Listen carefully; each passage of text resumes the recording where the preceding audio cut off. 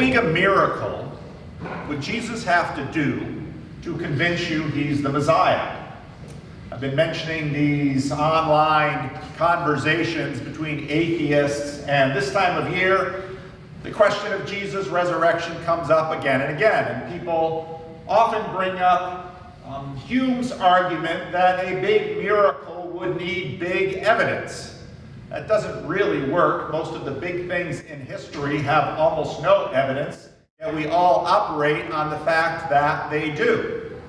And last week I mentioned this one person on Twitter, her argument that, well, the resurrection story was made up because Jesus failed to bring deliverance to the oppressed. I don't know why someone would want to promote a failure of a Messiah. And so today this question goes, how big of a miracle would you need for Jesus to convince you he's the Messiah? Well, if you've been following the news, there's a lot of talk about alien spacecraft lately in the news. And it seems that the Pentagon is on board because they're releasing films of little Tic Tacs and pyramids and things over aircraft carriers. And none other than NBC News asks the question, the U.S. military takes UFOs seriously, why doesn't Silicon Valley or academia? We often wonder, well, if there was photographic evidence of Jesus after the tomb, how would that change how you live? Just think about it. What kind of physical evidence would change how you live about something in your life? Now we have the Pentagon posting pictures of foggy little things. How does that change how you feel you are in the world? What amazes me is that even when we read the gospel accounts, the disciples are regularly seeing flat out astounding miracles, yet Jesus will continue to remind them, "Oh, you of little faith." When he stilled the storm, the disciples said, "Who is this that the wind and the waves obey him?" Peter walked on the water until he looked down at the water. Jesus was transfigured before Peter, James, and John, yet when Jesus was arrested and hauled into trial, Peter folded like a cheap suit before the questioning of a slave girl. We somehow believe that somehow evidence shapes our lives in an enduring way. It is true and it isn't true, but it is not like we imagine it should be, and it's not like a lot of the arguments assert it should be. Uh-oh. What happened to the text? Hopefully not all the text will be this way. We're going to have a problem, Roger. I don't know what happened to the colors. No, I can read it. I can still read it. We're going to be looking at, well, the text this morning is John 10. It's a very famous text of Jesus and the Good Shepherd. And I've preached this text, as with many of these texts in the liturgical seasons, many times over the years. And this time I was looking at the text and I thought, now, because there really isn't a big transition between the end of chapter 9, which is another famous passage, and the beginning of chapter 10, I thought, now, how much of a section is there really in the Gospel of John here? And if you want to understand chapter 10, Jesus the Good Shepherd, you really have to read all the way back to the beginning of chapter 7, because that's where the story begins. And it begins with a story of Jesus and his brothers. Now, I post these rough drafts of these sermons online, and already 2,000 people have sort of gone through this sermon, and a number of them have led questions. And one of the questions that they had about the rough draft I have for this sermon is Jesus' brothers and sisters. And I shared with them the supposition that has been held by many throughout history that it's quite likely that these brothers and sisters of Jesus were quite likely step-siblings from Joseph's first marriage. Now, there's no biblical evidence for this. We don't know this. It's simply a supposition because we know that often older men married younger women. And I'd also add that it's unlikely that a younger brother or sister would contest Jesus in this way.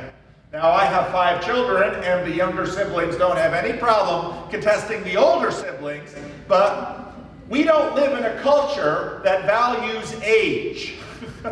And so part of what's going on here is Jesus' brothers, and we know one of his brothers by name, James the Just, and the New Testament, he's quite likely the author of the book, the Epistle of James, but we don't know his age, but it seems quite likely he was older than Jesus, and if that in fact is the case, he's probably a step-sibling and a son of Joseph.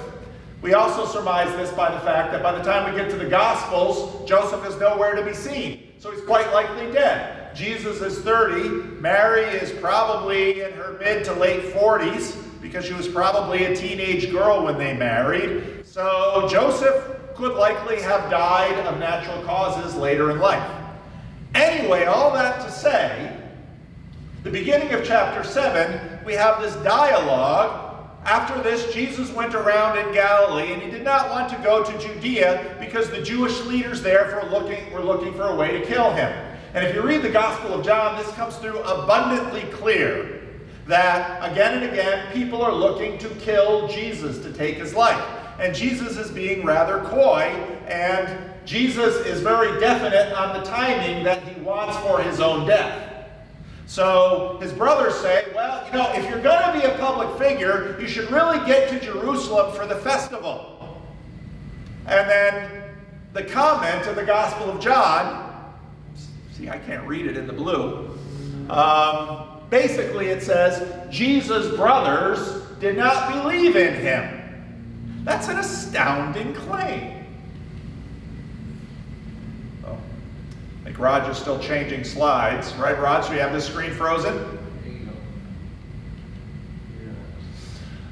And if you read chapters, I'm going to read chapters 9 and 10, but I'm not going to read 7 through 10 because that would be a lot of reading, but I'm going to summarize it for you. What you find in these chapters is debate about Jesus. How should they think about Jesus? And a lot of this debate is happening in Judea, which is sort of the center of this world. And there's a menu of options that they are debating. Some say he's the Messiah because no one could teach like this if he were not from God. Others say he's possessed by a demon. Others say he's deceiving people. Jesus in these chapters keeps saying, I am sent from God. And people hear that and think, what are we supposed to think about this? What does this mean? How are we supposed to apply it? It's like seeing a strange light in the sky and trying to figure out, how does this fit into my frame of reference? He's the Messiah. He's a prophet. He's a Samaritan. And you'll find in these chapters a big discussion about, we don't know where he came from, or he's from Galilee. And the Messiah shouldn't come from Galilee. The Messiah should come from Bethlehem. So there's all these conversations going on. And then the charge that I opened the sermon with, if he were really the Messiah, he would do bigger miracles. Which is a pretty amazing thing to say, because the miracles we find from Jesus are pretty audacious. Stilling a storm, raising the dead, multiplication of loaves and fishes, water to wine. They're all over the place. What size miracle do you want? And so at the end of this, they send the temple guard to arrest Jesus because he's teaching openly in the temple. After this, Jesus went, oops, thanks Raj, so there we go. Finally, the temple guard went out to arrest Jesus, and they come back empty-handed. And of course, the chief priests and the Pharisees who sent them are not happy. And they say, why didn't you bring him back? And the temple guard says, well, no one ever spoke the way this man does. And you get the sense that Jesus is so alarming and surprising that the temple guard goes to arrest him, and they come back and they say, well, I don't know, the way he was talking, it just didn't feel right. And then, of course, they're in trouble with their bosses. You mean he has deceived you also? The Pharisees retorted. Have any of the rulers or Pharisees believed him? In other words, if Jesus was real, the authorities would have validated him. And then they complain about the people who do like him. No, but this mob that knows nothing of the law there is a curse on them. So in other words, anyone who knows the reality won't believe Jesus, but all ignorant people follow him. You can see that in terms of the menu of items for conversation and division, these things don't change much. But Nicodemus, if you remember him from earlier in the book, speaks up. Nicodemus, who had gone to Jesus earlier, and who was one of their own number, asked, "Does our law condemn a man without first hearing him to find out what he's been doing?" In other words, Nicodemus sort of stands up for him. Well, what kind of treatment does Nicodemus get for this? They replied, "Are you a Galilean too? Look into it, and if you find that a prophet does not come out of Galilee." In other words, Nicodemus, sit down and shut up. As he went along, so you see throughout chapter 8, Jesus is sort of ducking and weaving. He pops up in the temple, teaches, and then he disappears. And now in chapter 9, he's sort of taking a route out. He's in Jerusalem. So as he went along, he saw a man blind from birth. Now, a few weeks ago, we talked about Jesus healing another blind beggar in Jericho. And we talked about the fact that they sort of would be known like a lot of, let's say, the homeless people in the neighborhood. If you live in this neighborhood and if you spend a lot of time on the streets or you sit in the bus stop, you get to know these folks. You get to know them by name and you get to know where they hang out. And so here was this guy who's a man born blind. And in that culture, that basically his blindness was his earning potential. So they're walking along, and his disciples, you get the sense, they just kind of pepper Jesus with questions. And they say, "Hey, Rabbi, who sinned, this man or his parents, that he was born blind?" If he had been born into a Hindu culture, someone would have said, well, he sinned in a previous life.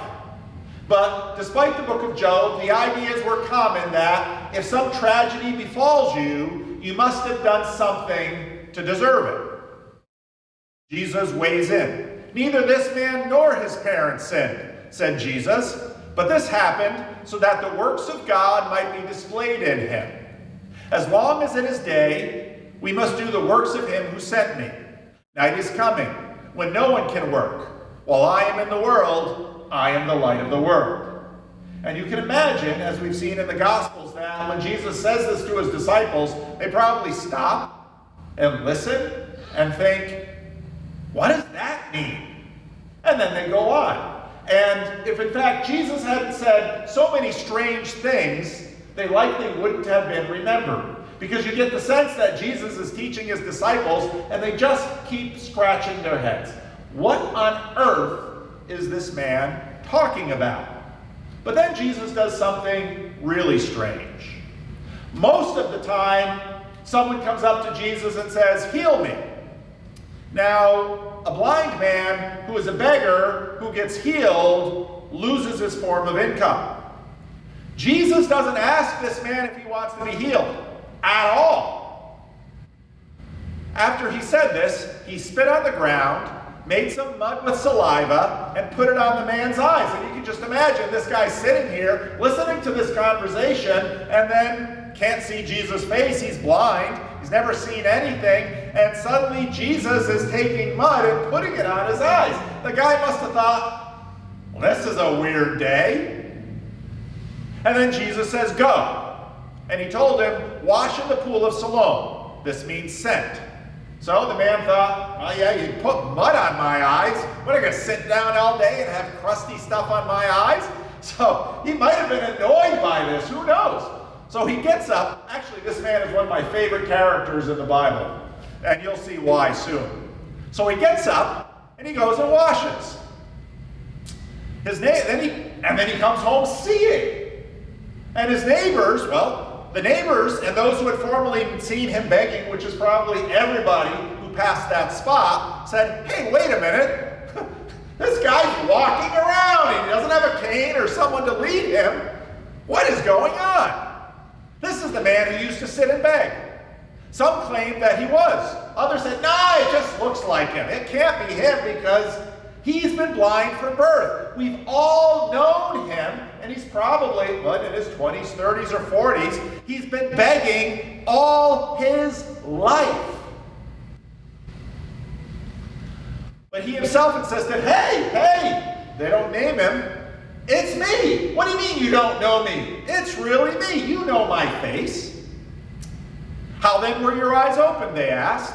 He replied, a man they called Jesus made some mud, put it on my eyes, and told me to go to Siloam and wash. So I went and washed, and then I could see. Where is this man? I don't know. How's he supposed to know? And, right away it's weird because Jesus makes mud, and often Jesus just says, be healed or something like that. And you almost, again, get the sense that Jesus sets up the whole story. Jesus doesn't say, just go wash in that pool. Jesus has arranged this thing. First puts mud on his eyes. Now he's going to have to deal with it. Goes to the pool, gets it off, sees, but Jesus, again, is playing hide-and-go-seek with the religious leaders. But now this guy is seeing. And everybody in Jerusalem is going to hear this. And Jesus is controversial. They're trying to kill him. So they brought to the Pharisees the man who had been blind. Now the day on which Jesus had made the mud, is that work, Jesus? That little mud making, is that work? And opened the man's eyes was the Sabbath. Therefore the Pharisees also asked him how he had received his sight. He put mud on my eyes, the man replied, and I washed, and now I see. Now, you get the sense from this guy, he's going to say exactly what he wants to say. He's not afraid of these leaders at all. He's just spent his whole life blind, living on the streets. He knows a thing or two. Just look at this guy's character. Some of the Pharisees said, this man is not from God. He does not keep the Sabbath. But others asked, how can a sinner perform such signs? See, what you see in chapter 7 and 8 is all of this discussion. Who is Jesus? How are we supposed to regard him? Chapter 9, we have a specific story that focuses in on this question. So they were divided. Then they turned against the blind man. What have you to say about him? It was your eyes he opened. The man replied, he's a prophet. Now that's pretty much a standard answer, because a prophet is someone sent by God who does miracles. So what does the guy know? Well, I put mud on my eyes, went and washed, I see, must be a prophet. Very reasonable. They did not believe that he had been born blind and that he received his sight until they sent for the man's parents, because okay, so yeah, maybe all these years you're sitting at the corner faking it. Not sure that's very reasonable to believe, but okay, let's get the guy's parents in here. Is this your son, they asked. Is this the one you say was born blind? How is it that he can see? Now his parents are on the hot seat. We know he is our son, the parents answered, and we know he was born blind, but how he can see now, or who opened his eyes, we don't know. Ask him. He's of age. He'll speak for himself. Parents are like, get me out of this room. The parents said this because they were afraid of the Jewish leaders, who already had decided that anyone who acknowledged that Jesus was the Messiah would be put out of the synagogue. They didn't want to be kicked out of the synagogue, so they said, hey, he's of age, ask him. So they bring the poor guy back. A second time, they summoned the man who had been blind.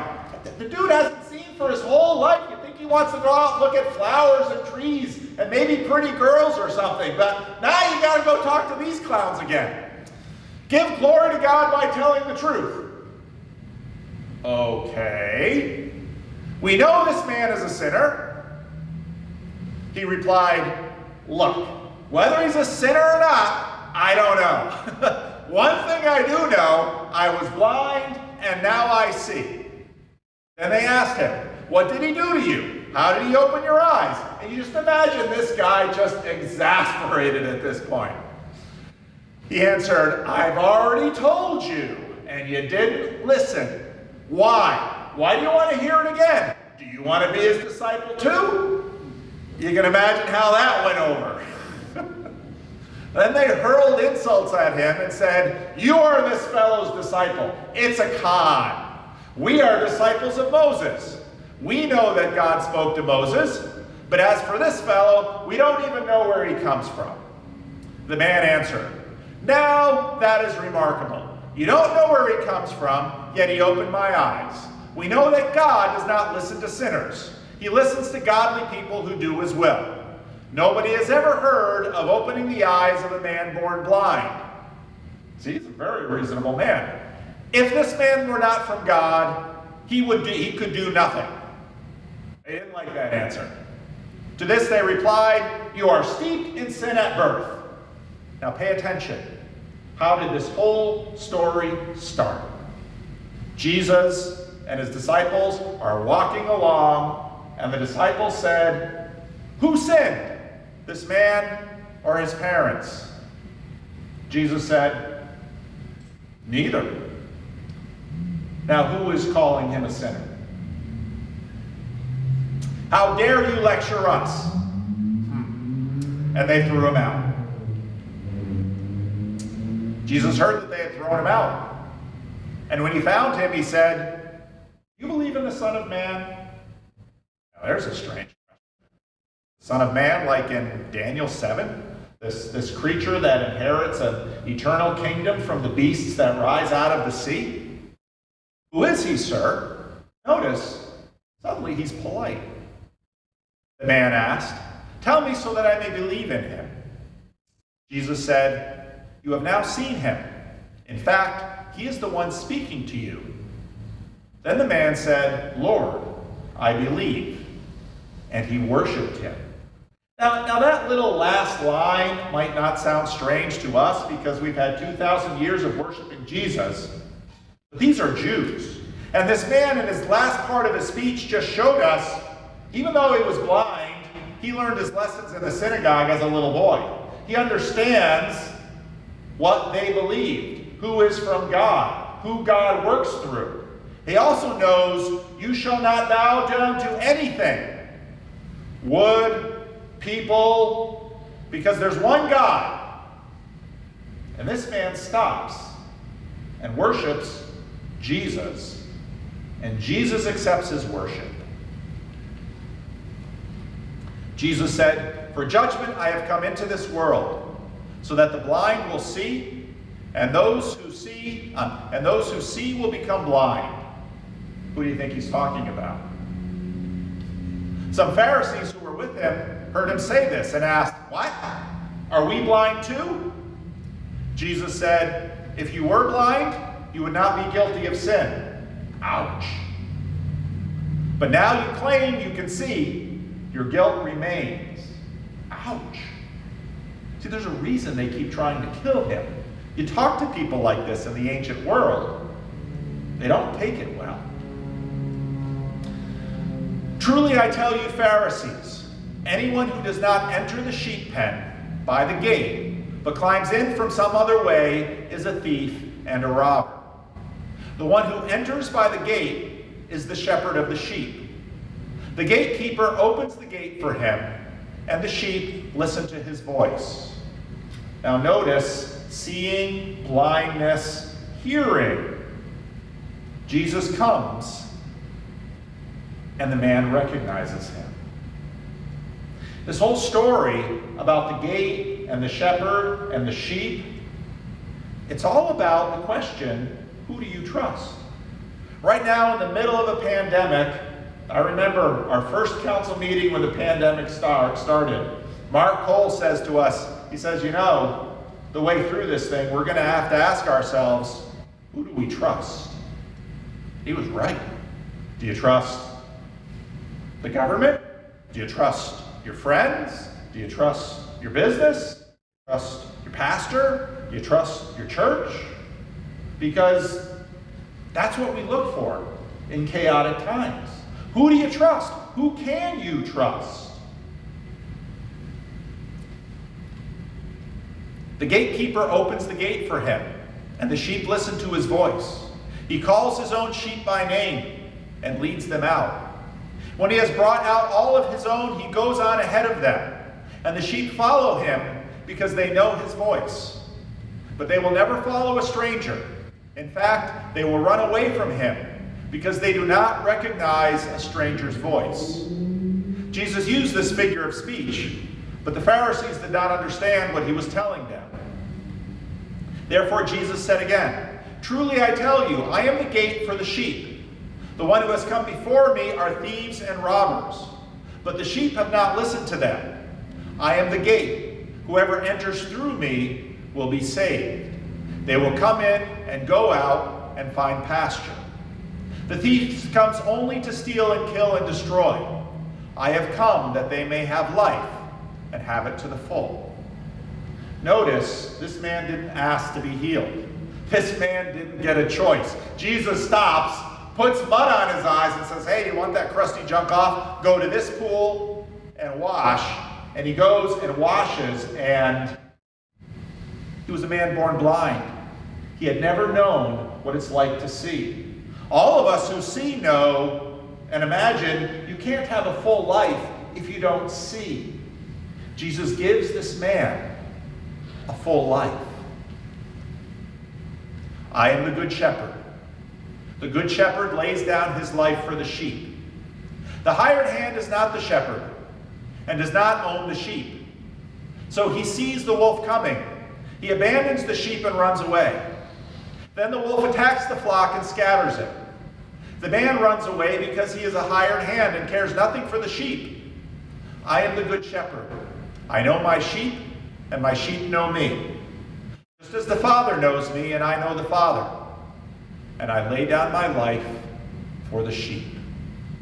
I have other sheep that are not of this sheep pen. I must bring them also. They will listen to my voice, and there shall be one flock and one shepherd. The reason my Father loves me is that I lay down my life only to take it up again. We're after Easter. No one takes it from me, but I lay it down of my own accord. I have authority to lay it down and authority to take it up again. This command I received from my Father.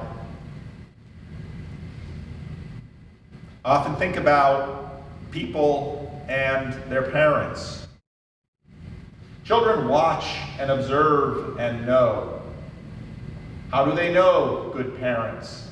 Why do they esteem them? I was probably never served as much of an honor as when Curtis asked me to do the funeral for his mother. Ernest fervently loved his mother. Why? His mother laid down her life for him. She didn't lay down her life in some dramatic way. She laid down her life cleaning other people's houses so he could get a college education, so he could be someone. She wrote him so that he would not fall into the traps of many around him. And so when his mother died, he made a really big show of it because he wanted her to be honored by everyone who knew him. This is how you know who to trust. You know who to trust by the people who lay down their life for you. They have skin in the game.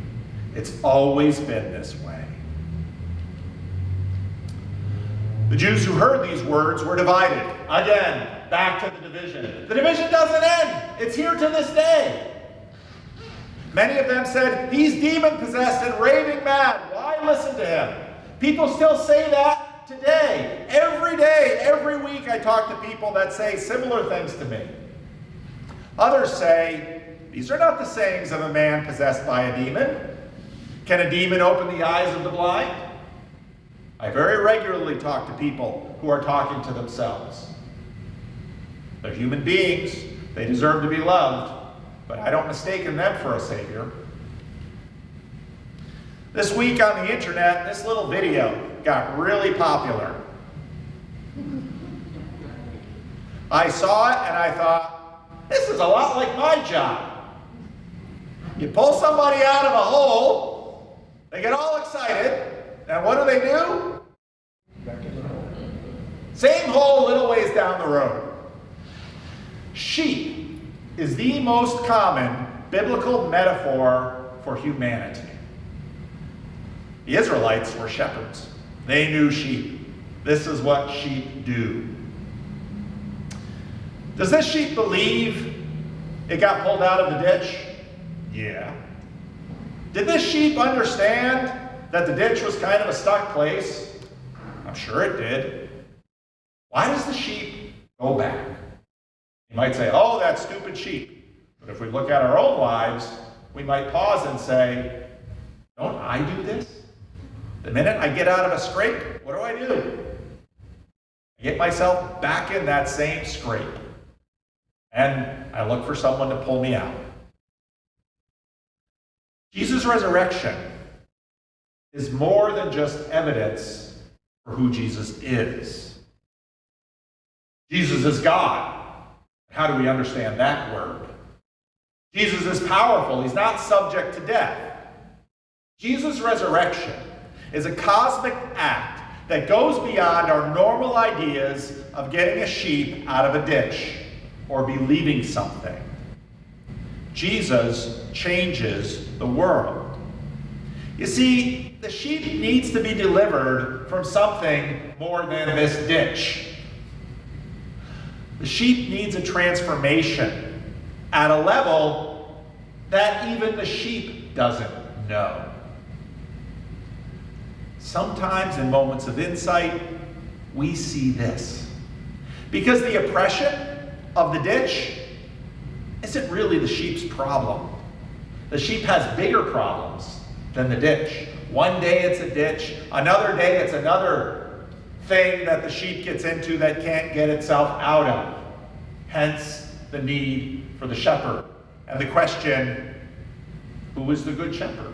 There's a lot of people running around offering ideas and fixes for a lot of things. Often they sort of work, for a while.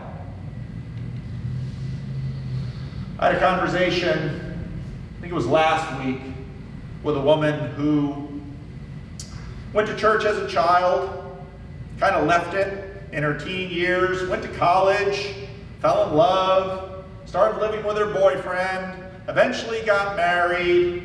She, her husband, worked for a major corporation. I'm not going to name it. I don't name her because she works in certain industries.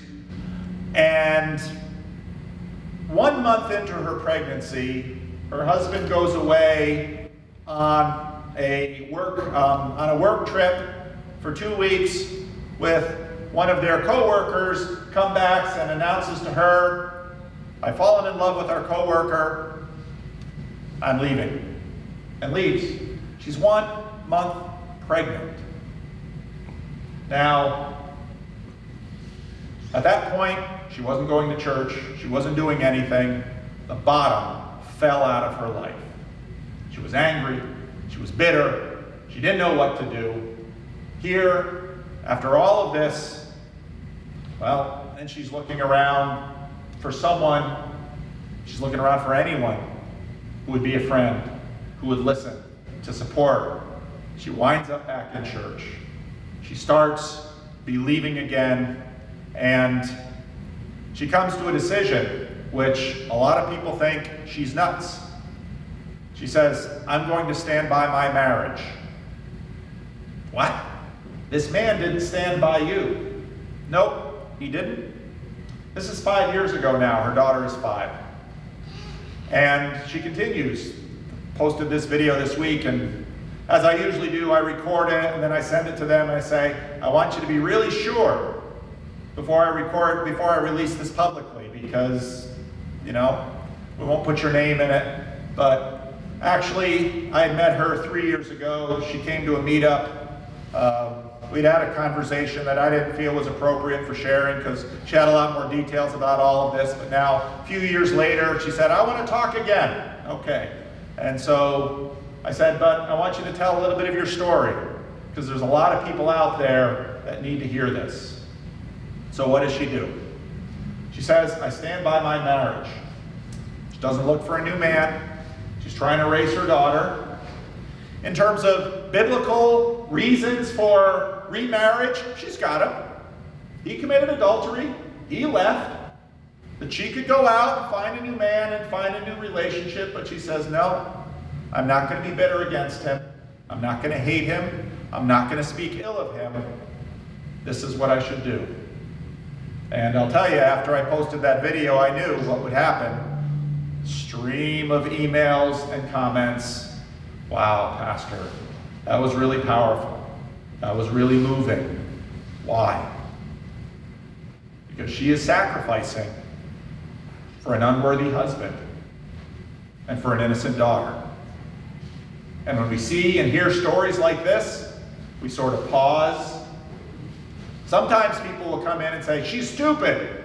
This is offensive what she's doing. It's completely her choice. She does this for the sake of the gospel, for her daughter, not to succumb to bitterness or resentment. This is a picture of transformation. It's a sheep that doesn't go in the ditch. How do we learn? How do we know? Who do we trust? I am the good shepherd. How do I know? Because he lays down his life for those animals that when you pull them out of a ditch, they keep going back.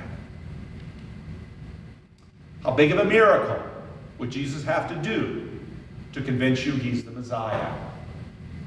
That miracle needs to be out there, public and physical, but that miracle also needs to be inside the sheep. How do you get that miracle inside the sheep? How do you know which shepherd is good? He lays down his life. He's the one to follow. Let's pray.